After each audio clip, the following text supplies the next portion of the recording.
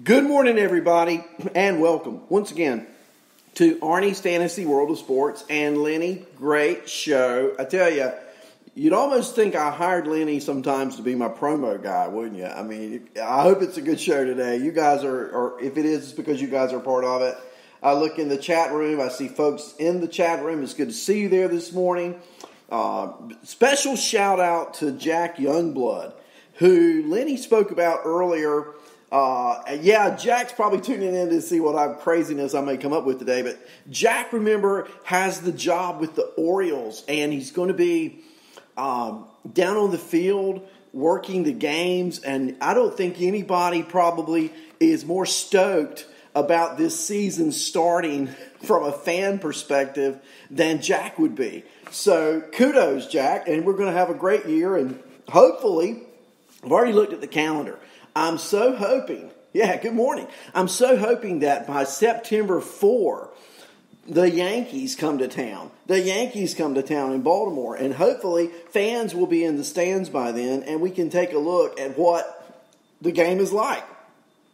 Maybe wishful thinking, but if you don't wish, you don't get, right? So there you go. I want to do a few things this morning, and I want to look, first of all, at some of the scheduling. You know, we got this 60-game schedule, and I'm just thinking, and I know percentages mean whatever you want to make them. What's the old saying about there's lies, damn lies, and statistics, that kind of saying. But here we go. If you play a 3-game series, you have played 5% of your season.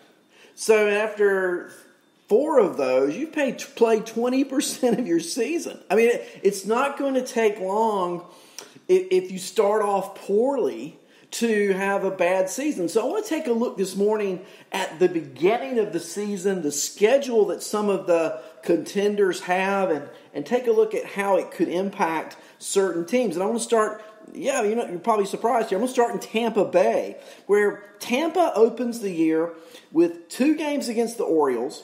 Excuse me, hold on. That is the wrong month. 3 games against the Blue Jays, rather. Okay, they open the season 3 games against Toronto, and then 4 games against Atlanta, followed by 3 games against Baltimore. So their first 10 games, 3 against Baltimore, 3 against Toronto, and 4 against the Braves. And we've heard talk on, our network. You've read about it. The discussion is how the Blue Jays have an improved pitching staff. We'll see. I guess we'll find out. As Tampa opens the season with them, we know they can hit. They play Atlanta. Those are huge games. And then they play the Orioles. They follow that up with 2 games against Boston, 4 games against the Yankees at home, and then 4 more against Boston. I mean, these games, I don't know how good the Red Sox are going to be. They're starting ace pitcher out with the pandemic virus. I just don't know how good Boston's pitching is going to be this year. So by the fact that 6 games out of the first 15 for Tampa are against the Red Sox, it's a table setter. How do they come out of that? Do they come out 8-7? Do they come out 10-5? Do they come out 5-10? And you just got to keep your eye on that. The fact that they don't play the Orioles very much early on certainly is something that could be a detriment to them. Now let's take a look across town at the beloved Yankees. So we're looking again at schedules at the start of the year, because we know the start of the season, with the way things break down, it's critical. And so the Yankees will start the year at, let's look here, make sure I'm looking at the right month. I have a bad habit. They start the year playing against the Nationals, as we know. So the season starts with the Nats. They have a game on the 23rd, a day off on the 24th, and then 2 more games. Okay? After that, we get into the Phillies for 4. And I guess by now you know that Hector Neese, the closer for the Phillies, has said he is opting out of the season. So the Phillies are now without their number 1 relief pitcher in their bullpen. I don't know yet. I guess we'll find out who that role will go to. But they have 4 against the Phillies, and then after the Phillies, it's time to play the Red Sox already. So we get into 10 games, 3 against Washington, tough games. 4 against the Phillies. The Phillies are going to be fighting, we know that. And then we play the Red Sox for the 3. So the Yankees start the year with a tough schedule. They follow that up with 3 against the Orioles, which is a respite, if you will. So where are they after the first 13 games? And we know that all of the pitching, it looks like, is way ahead of all of the hitting. So it'll be interesting to see how these two teams, I'm going to call them the juggernauts in the American League East, how they size up in their first few games. You know, the National Yankee Series, it would be so awesome if that were later in the year when we could see Strasburg and we could see Scherzer and we could see Cole go the distance, if you will. We're not going to see that early on. It's just not going to happen. Now, I was impressed the other night watching Garrett Cole pitch and seeing how Garrett Cole went 5 innings in a scrimmage game against his own teammates.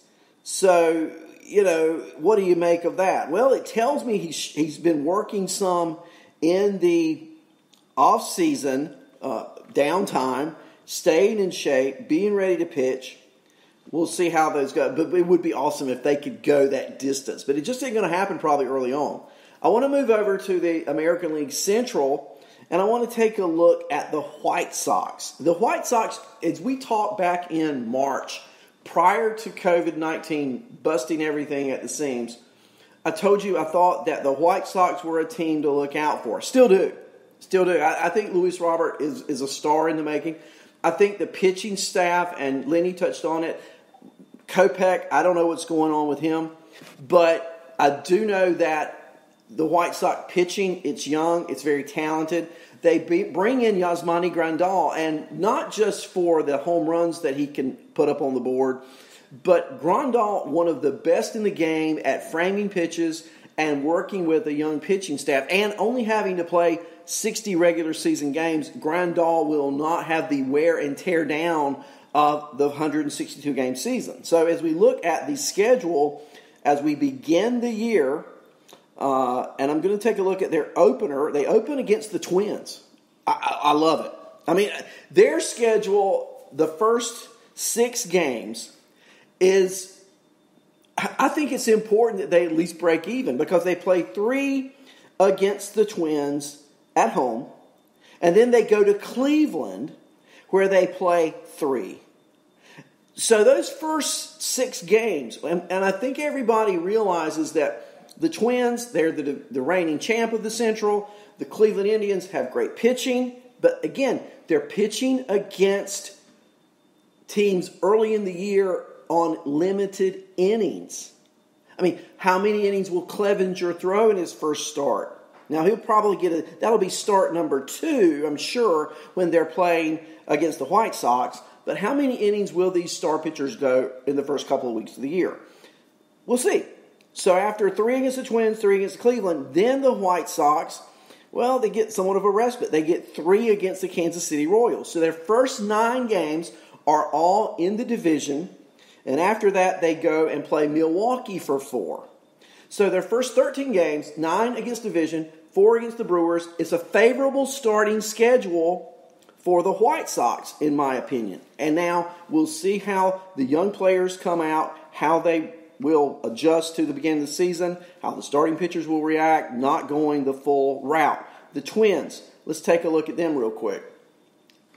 The Twins, we know they can hit. The question about the Twins is how will they pitch? And Rich Hill has come on here recently. Reports are he's healthy, he's strong, he's going to be in the rotation. They've even talked about going to a 6-man rotation.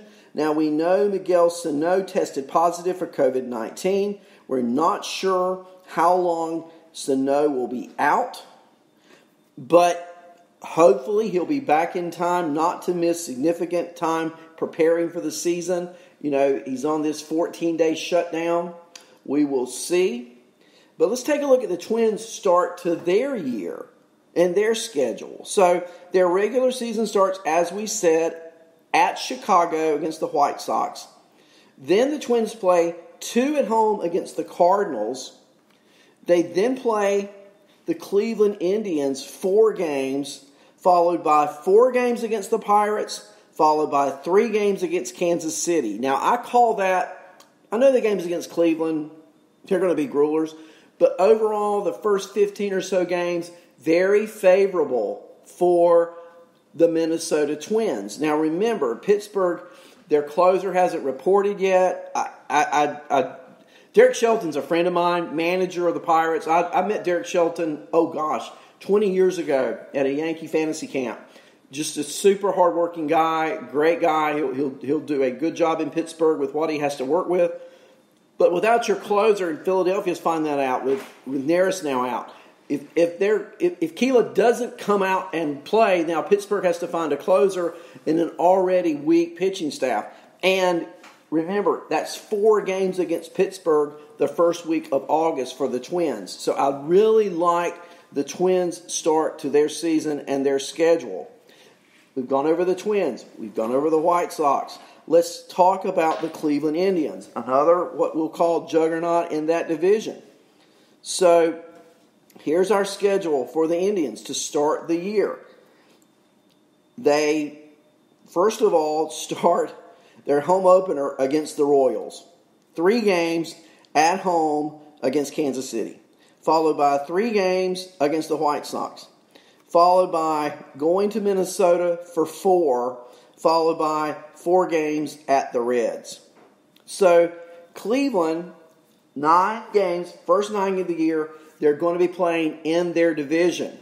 And what question marks do we have around that Cleveland offense? Will they be able to score runs? Will they put enough runs on the board? I like their bullpen a lot. Okay?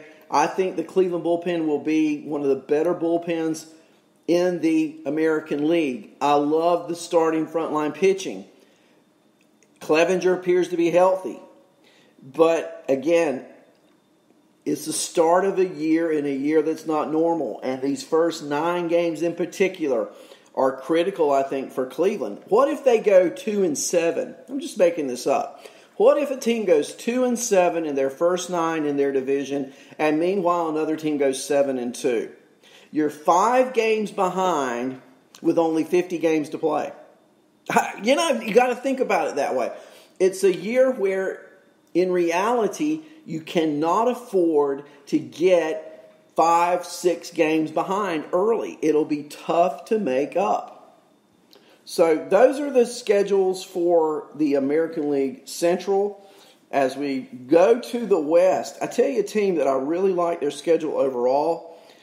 And we'll see they're historically slow starters. We know Jose Luzardo out with COVID-19. We know A.J. Puck. I tell you what, I think A.J. Puck is going to be as good as or better than Luzardo. I really do. Puck is now healthy. Puck will be in the rotation. And let's take a look at how the Oakland Athletics start the year. Well, they start with 3 games at home against the Anaheim Angels. I like that. They have then 2 games at home against the Colorado Rockies. I like that. They then go to Seattle for 4 games. I like that. And then they play Texas for 3. Their first 12 games are all very winnable games. Oakland, if they can revert away from, hey, we don't usually start well, and start off well the first 12 games, that could really set the parameter in that American League West. I love their schedule. Now, it's not the best schedule in the Major Leagues. I'm going to get to that in the National League in just a few minutes. But I love that American League West situation there for Oakland. Let's talk about the Astros. The greatest thing that's happened to the Astros is the fact that there are no fans in the stands. When we were talking about in January and February with Houston being punished for the scandal with the trash cans and stealing the signs, how they would be taking grief from all